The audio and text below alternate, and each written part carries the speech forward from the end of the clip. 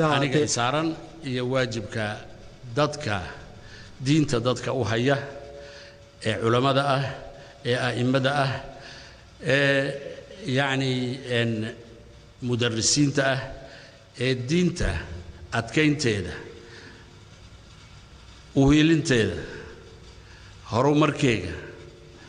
xafizadeeda intaba u joogta ee waajib iska saaraysa mujtamaca muslimka ee dalkeena xabiibka ah in aan wax aan u sheegayay oo gaarahi aanay jirin laakiin isxasuusiya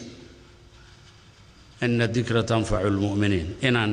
waajibkayga u arkay inaan idhaahdo aan ka soo qayb galo xafladani oon idhaahdo wixii aan u maleynayo inay tahay danta dalka iyo diintaba waajib aniga waxa ay saarane inaan u khidmeeyo diinta weeye in aan mujtamaca u khidmeeyo inaan ka ilaaliyo fitnada in aan horumarkiisa ka shaqeeyo in aan dadkiisa isku keeno midnimadiisa aan ka shaqeeyo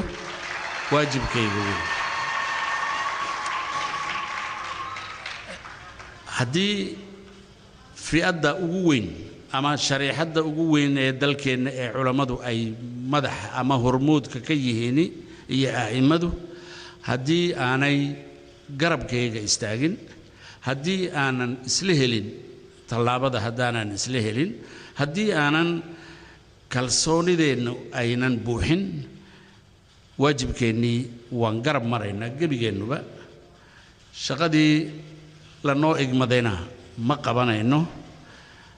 waxaasina waxday annaga lana weydiinay wey dhammaanteen kolka aan leeyahay kan siyaasiga ah ee la doortay iyo kani u ah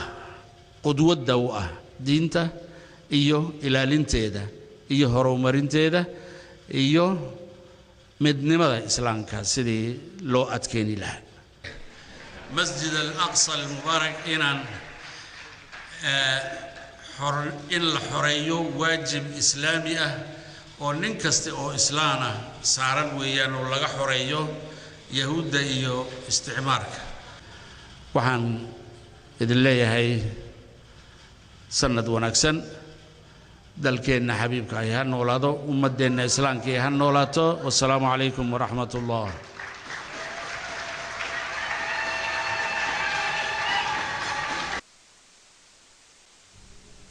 ugu dambeynteen munaasabadaasi madaxweynaha jamhuuriyadda mudane Ismaaciil Cumar Geelle ayaa gudoonsiyeen qaar ka mid ah culimada hadiyado kala gedsan iyadoo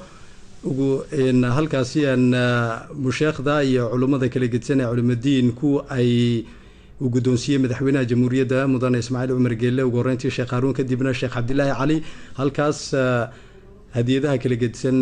ee madaxweynaha jamhuuriyadda gudoonsiye ugu dambeyntii wasiirka arrimaha islaamka awqaafta iyo dhaqanka aadan xasan aadan ayaa madaxweynaha jamhuuriyadda gudoonsiye hadiyad loogu talagalay halkaas